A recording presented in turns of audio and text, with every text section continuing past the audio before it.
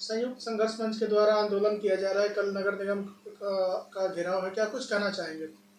आप जैसा सब जानते हैं ऑलरेडी, अशोक जी ने बताया और हमारे आशीष जी और ओम प्रकाश जी ने बताया कि जो नगर निगम में यहाँ पे व्याप्त जो भ्रष्टाचार है उसके खिलाफ एक स्टेप है, एक मूवमेंट है, हम लोग स्टार्ट करने की कोशिश कर रहे हैं। अगर सभी लोगों का सहयोग मिला तो ये मूवमेंट एक बड़े जन आंदोलन के रूप में कन्वर्ट हो जाएगा।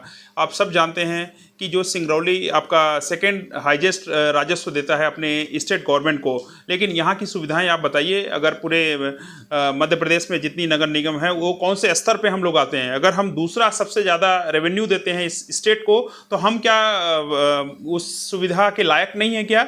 और अगर लायक है तो कौन ऐसे लोग हैं जो उस सुविधाओं से यहाँ के लोगों को वंचित कर रहे हैं? और वो सिर्फ और सिर्फ हमारे यहाँ जो कर्मचारी अधिकारी हैं जो पिछले 30-40 से मैं बोलना चाहता हूँ वो कॉम्पिटेंट नहीं है, उनका कोई विजन नहीं है। यहाँ पे जो भी इंजीनियर है या जो भी कमिश्नर अभी करंट में है, उनका कोई विजन नहीं है। वो लोग सब चाह रहे हैं कि किसी भी तरीके यहाँ पे अपना भ्रष्टाचार करके अपनी झोली भरने के अलावा कोई काम नहीं कर रहे हैं। यहाँ के लोगों के लिए, इस प्रदेश के लिए वो ऐसा कोई कार्य नहीं कर रहे हैं जिससे यहाँ से लोगों को का जीवन स्तर सुधर सके। आप देखिए न तो यहाँ पे जो प्लाजा बनाए हैं 10 साल के अंदर, वो भी पहले दिन से ही 100% ऑपरेशनल रहा ही नहीं। जो उनका पूरा शॉप है वो हार्डली 20% समथिंग उनका बिका या स्टार्ट हो पाया, जबकि वो हार्ट ऑफ सिटी में है। आज की डेट में वो प्लाजा पूरी तरीके ऑपरेशनल होना चाहिए था। यहाँ के व्यवसायियों को, यहाँ के लोगों को शॉपिंग करने के लिए एक अच्छा स्थान होना चाहिए था, लेकिन देखिए उसको बंद कर दिया गया। किस कारण से? कि वो जो है अभी सुरक्षित नहीं है बिल्डिंग।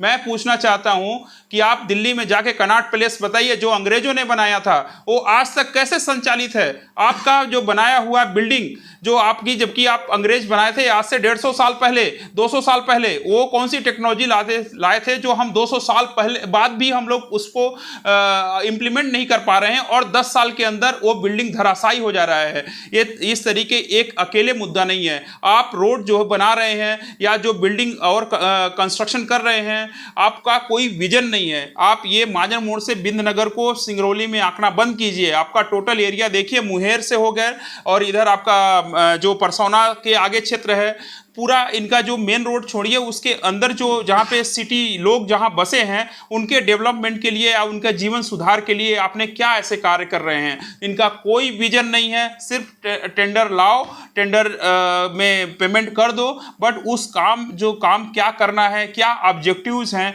वो ऑब्जेक्टिव फुलफिल नहीं कर पा रहे हैं। इसलिए हम उनको इस आंदोलन की, ये छोटा सा आंदोलन जो हम कर रहे हैं, ये लोगों को भी बता रहे हैं कि आपका अगर नहीं वहाँ पे आपके एरिया में सुविधाएं नहीं हो रही हैं तो आप उसके लिए आवाज उठाइए, और अगर इसमें भ्रष्टाचार है तो उसके खिलाफ भी बोलेंगे। जब तक आप नहीं बोलेंगे तब तक कोई अधिकारियों कर्मचारियों के कान में जू नहीं रेंगेगा। वो लोग कोई भी ऐसा काम नहीं करेंगे जिससे आपके लिए फायदेमंद हो। तो अगर आपसे टैक्स वसूला जा रहा है, आप टैक्स पे कर रहे हो, तो आप सुविधाएं लो, आप जगो और मांगो। ये आपका अधिकार है। अपने अधिकार के लिए आप आगे, जब तक आगे नहीं आएंगे आपको कुछ नहीं मिलने वाला है। तो ये सिर्फ हम लोग कोशिश कर रहे हैं, ये आपका सहयोग इसमें अपेक्षित। ये स्थापित किया गया है, क्या कुछ करेगा ये मंच? ये मंच जो है, जो जैसा अशोक जी ने बताया, ये गैर राजनीतिक मंच है। इसमें हालांकि लोग, पॉलिटिकल लोग भी हैं इसमें, कई डिफरेंट पार्टीज के, बट सब लोग जैसा संयुक्त मतलब है, एक कोलैबोरेटिव अप्रोच है। हम लोग सब लोग सम्मिलित होकर सब लोग एक साथ मंच पे आ रहे हैं, क्योंकि उनकी एक लिमिटेशंस होती है किसी पार्टी में रह के या किसी